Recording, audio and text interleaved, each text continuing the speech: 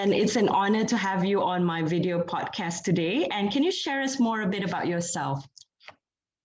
Well, in the summary, right now, currently I'm the country general manager for Custom Certified, which is basically a new vertical under the Custom, where we sell a lot of cars. And I think we are pretty much one of the largest car dealers right now in Malaysia. As for myself, I started off in myriads of businesses, right? When I was in my 20s, I was doing quite a bit of my own business. Then along the way, I became a consultant. Then after that, I joined Malaysia Global and Creativity Center as the marketing director. So from there, I foray a lot into the tech industry, which means that after that, given a lot of opportunities, I was actually invited to to run Go Car Malaysia, which is a car sharing platform, right? That's about 6 years ago. And as we go along, I became the CEO of Go Car Malaysia. And just last year, I resigned from that role. And then I was invited to join Custom as of today.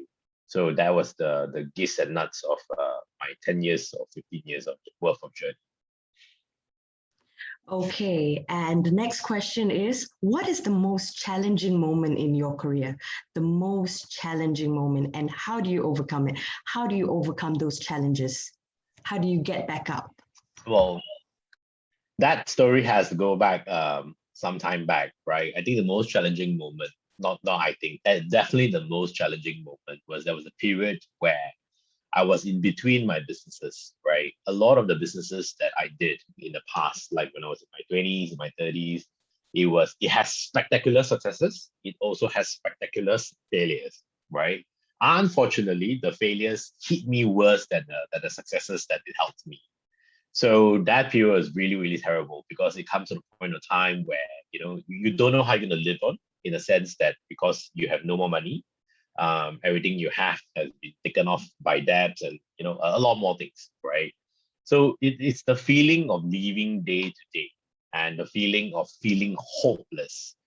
I think that was the most challenging moment of my period of my career, in the sense that because I was so used to running my own businesses, and it came to a point of time I'm thinking that now all the businesses end. What should I do, right? Because in terms of work experience, that time I'm not as good as what I'm doing right now, crafting messages, content for myself, and so on and so forth.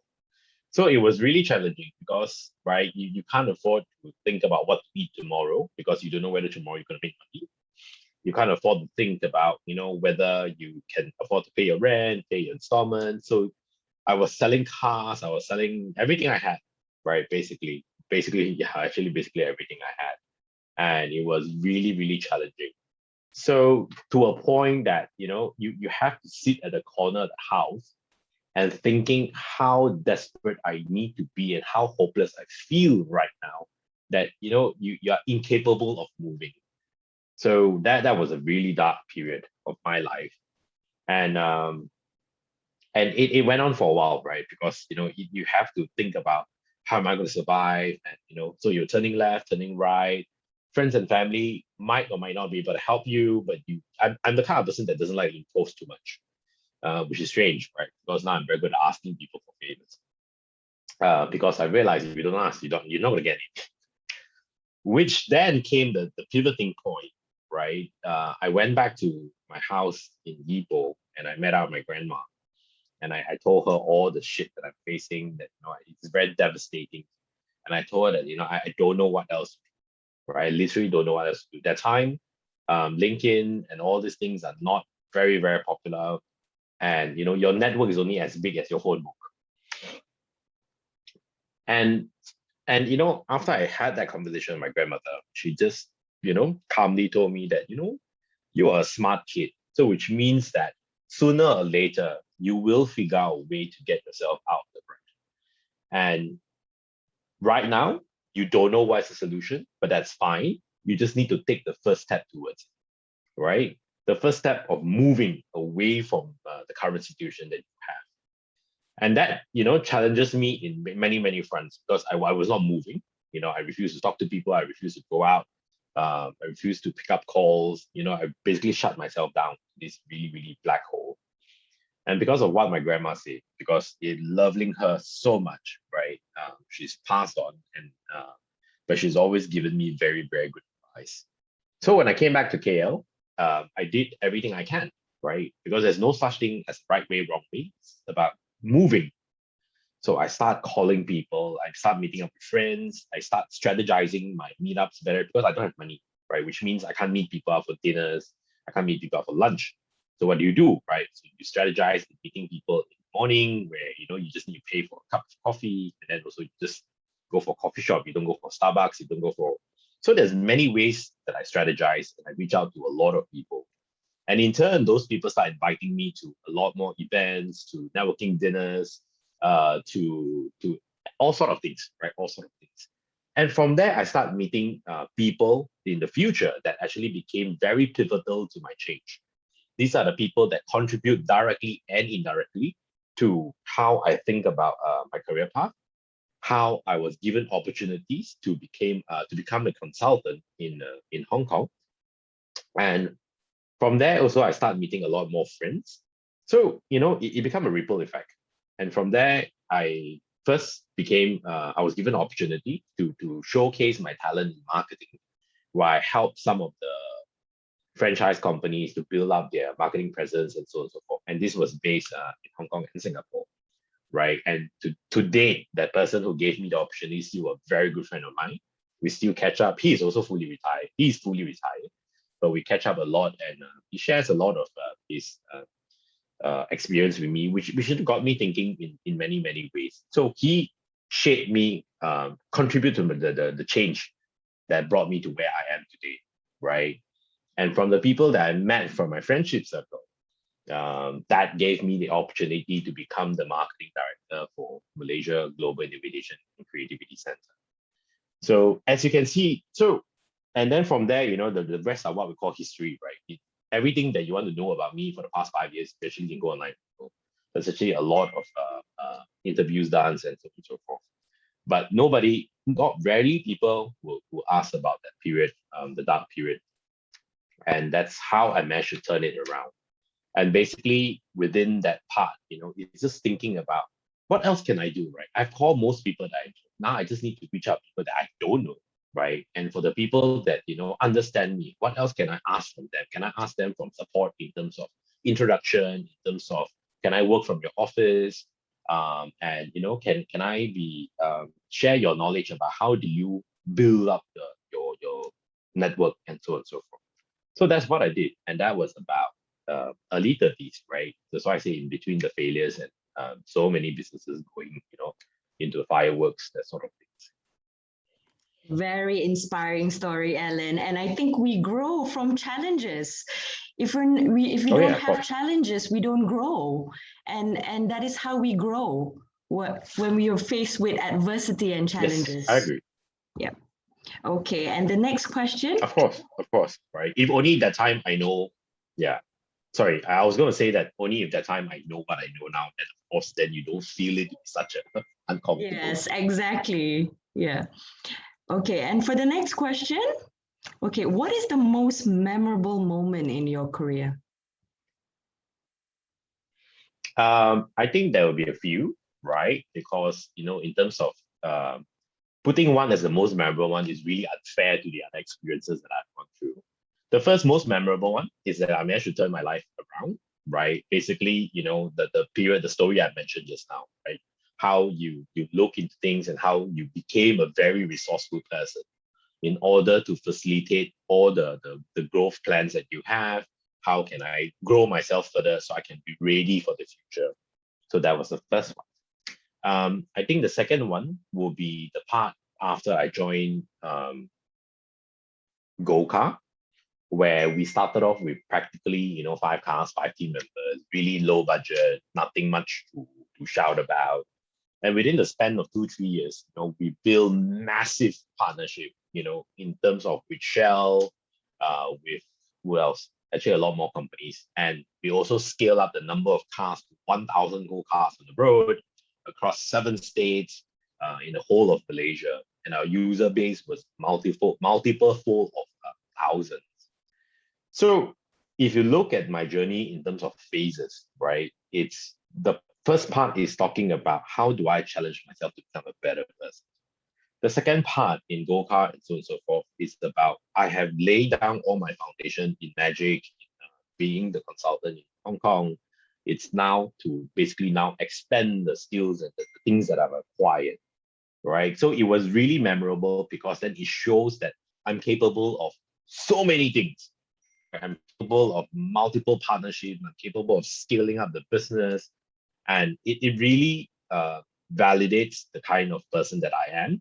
And it sort of, so I'm first, I was using the early days when I first joined Magic and all this to rebuild back my confidence. After making so many wrong decisions, right? You start doubting whether you're capable of making the right decisions, right? You can't even think whether you order the right food for people. It's that bad. And of course, by the time you reach go-kart, you build a solid foundation about yourself, right? And you start making very, very good decisions, and you start seeing ripple and effects, positive impacts across the team that I built, across the partners that I built. So it was really gratifying. And I think the final part is the most memorable part is that joining Castle, right? To be invited to join such a amazing company, right, by the founder himself, it really shows the kind of trust and the kind of the kind of trust that he puts in me to help him to build the next level of business. So in these three parts, it sort of sum up, my growth plans, right? First to build the foundation, then to maximize it, and now to build the next level of foundation. So these three are the most pivotal part, is that first, I'm capable of turning things around. Two, I'm capable of building something. Third is that I'm able to, multiply. So I hope my journey is not complete yet because, I'm still, there's a long, long years ahead, right? Of more things for me to do and so on and so forth. But I like to think of all this transition along the way because it really contributes to the person that I am today. So that, you see the 10 years ago, Alan, and the 10 years ago now, it's very, very different. Yeah. Okay. And the next question, why is it important for you as a leader to lead by example? Can you share with us more on custom working culture? Okay. There are two parts to this. Why I think that we should always lead by example is because that you want to build a very solid and optimistic team players, right? Because you want the team to be, aligned with you.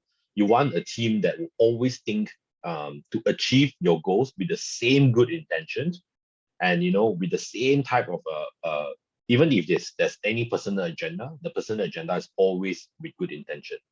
So this is the kind of team that you want to be, a really solid team. So that, when you say charge into the battle, without looking left and right, you have entire team right behind your back, right? Going to the battle with you. So that's the kind of mindset that I've always wanted to build. And true enough, when I joined Go-Kart, I was given opportunity to build an amazing team. And some of them are still with me now in Castle, right? And these are the kind of mindset they have acquired, the kind of personality, the kind of attitude they have to challenge themselves, to go forth.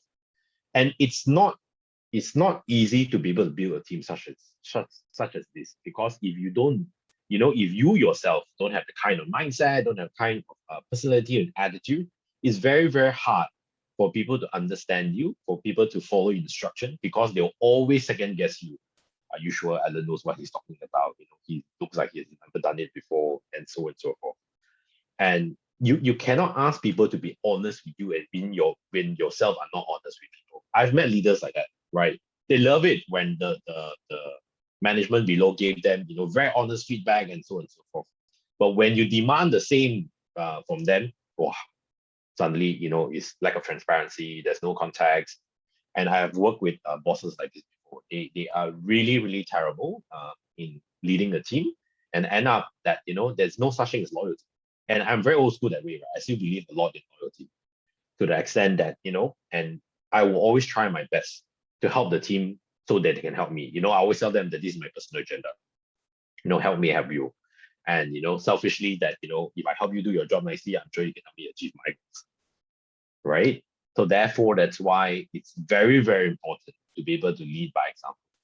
And if you can't do it, then have very honest conversation with your team to share why you cannot be fully transparent with them. Because yes, I also do understand sometimes when you're working in corporate, working in a very different organization, there are certain layers of information that cannot be shared, right? Which is fine. But then be upfront with the team.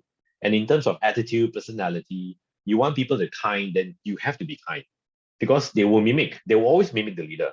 You try one day walking in the room, right? And you don't smile and see, everyone will start, thinking that, oh shit, something must be wrong because that's how they look up to you. And this was learned when I was in Golkar, when one day my team member came to me, my right-hand person. She came to me and said that, hey, next time when you come to the office, when you walk past the public area, can you smile while walking in? A lot of people think you're having a really bad day. And I didn't realize it because that time when the team has grown so big, right? Because I started with like 5 team members. So to me, I can go anywhere I want. But when your team is so big, it became a ripple effect too. So therefore, you always have to show the traits that you want your team to grow. You have to show them by example. Wow, Alan is always like this. He's always showing his generosity. He's always showing his kindness. And slowly by slowly, people will mimic you, right? They might not mimic you to 100%, but they are given an opportunity to mimic all these good traits. So that's why leading by example, it's a must for me, right? And if I ever face challenges in that scope, I'll always review it and see how I can improve those traits and personality of mine. Which then brings us to Qasim right now. And because Qasim is an even way larger organization, right? I think across four countries, we have like 1,000 over employees, which then it's a whole new animal already. Yes, there's certain parts I gotta admit that there will require a lot of improvements, a lot of change, a lot of positive injection to all sort of layers. Because when you want to build culture across the layers, it has to be first started from the top, which thankfully the entire Qasim group on the senior team, they're all very, very similar, right? In terms of mindset, in terms of personality, we are very aligned in terms of our goal. We always over communicate stuff to a point that we become very naggy. But people like it, right? Because then there's no ambiguity. There's no chance for misunderstanding, no chance for miscommunication. Yes, sorry, there's still chances for miscommunication because it really depends how good a person is at communicating. I tend to over communicate and I tend to state out the context a lot in my emails, in sending meetings, right? My meetings will have a lot of agenda, I will have a lot of key action plans and so on and so forth, because I believe all communication is key. So thankfully, across the board, the senior management team are very much have the same mindset, and they also have the same sort of growth mindset that I always talk about, right? In terms of how can we challenge ourselves to grow further, if we raise any feedback or criticisms and so on and so forth, how can we take it with a very, very positive mindset that help us to reference it, change it, and then turn it into a very, very impactful output. So those are the things. So right now, the challenge is that even though the top layers is so strong, right, then how do we translate it all the way down, right, to every single layer across the entire group, which is something that all of us are doing right now. But of course, it's a very fast moving game, right? The moment you train, new people start coming in, and then you need to look at this side. So it's a continuous movement, and so that's why we go layer by layer. First, we must make sure, as I call it, all my generals are all trained the same way, and then they themselves would then train their layers, and then their layers, and their layers. So it will take a long time. Even last time in Golkar, there was about, I think, 80 plus of us. That also took me about a year. So I think Qasim as a group will be, it might be longer, I don't know. But thankfully, like I say, most of the team members that I've met, and I've only been here a couple of months, has been really, really amazing people. And communicating with them is really a breeze. And now it's just find the most optimum way to work with each other. Yeah. Yeah, I think that is really important, Ellen, because when you create a positive work culture, they don't feel like work. The staff come to work every day, they don't feel like they're at work, they're having fun. Yes, and you create this honest, open culture, and then where, and they enjoy their work, and that is what we want to achieve, because when the staff are happy, when the employers are happy, the staff are happy. Correct. Okay, and now for the final question, the last question, Alan. Okay, what is your advice to the millennials out there, to the Gen Z? It would be the same advice that I'll give myself when I was 20s, or when I was younger, is that in everything that you do right now, don't fixate it to a timeline, in a sense that thinking that if you don't achieve anything by the time you are 20, you are a failure. By the time 30, you are a failure, and so on and so forth. Use all opportunity that you have in order to challenge yourself and grow yourself. You might not be compensated for it right now, and honestly, that you should not look at the compensation right now, because at the age of the moment you graduate, you come out, use those years, those decades, right, to challenge and grow yourself, so that it helps you to be ready by the time you reach 30. And by the time you're 30, use those skills that you have acquired, expand it, right? Multiply those skills, become so good at it. And then by the time another decade passes, you will become, an expert in whatever you do. So that's what I would, advise everyone. Use every opportunity you have to challenge yourself. It's too easy to look at the ROIs right now, and so on and so forth. But I don't feel comfortable sharing that, to everyone that I've met or advised. So that's why I always say, use those golden opportunities to just keep challenging yourself. And yes, it might seem tough, it might seem crazy, it might seem that the whole world is not giving you an opportunity, and so on and so forth. But trust me, as I've gone through it in many ways, good or bad, it will pass, right? It's just a matter of time. It's just that how strong your mindset and your personality will allow you to become the person that you're meant to be in the future. So that's the part that we have to look into. And don't be too stressed about, comparing yourself, because trust me, every one of us come from different walks of life. Some born with golden spoon, some have no spoon, some has really good advantage to get the head, and but stop comparing. And the worst thing right now is, as much as social media has become a very strong opportunity for us to leverage into, it has also become a platform where people love comparing to each and one another, right? Run your own race, focus on yourself, challenge yourself, and you will become the person you're meant to be. Don't be such a rush to become the person that you're supposed to be, because then you might screw up the process.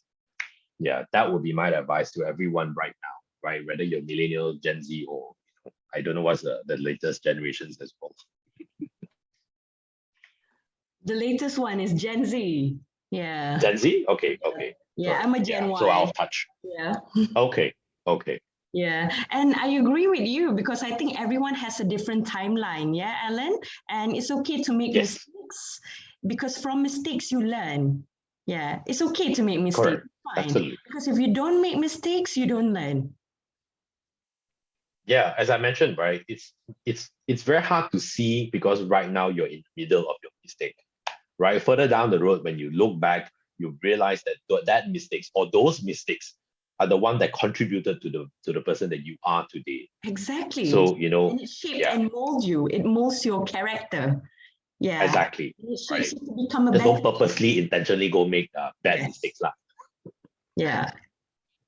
But it's good, because once you make a mistake once, and then you try to hey, how can I make my proposal better? How can I improve on my proposal? You sort of okay, how can I make this right? How can I make my business presentation better? So when that person is getting ready to meet a potential client, so that person is already mentally ready to face it, and also overcome the challenges, and okay, so tomorrow I have a very big meeting with a potential client, so I'm going to try and nail this presentation. It's all in the mind, the mindset. Yeah, of course. Right. Fix the mindset first, and everything else can come along. The rest is just more skills, the tools that you acquire, and so on and so forth. But fix the mindset first, and everything will come.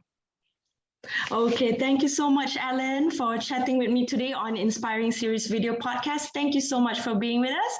And to those of you out there who are inspired and also motivated by Alan's sharing just now, you can follow him on social media. Until then, stay safe, take care, bye.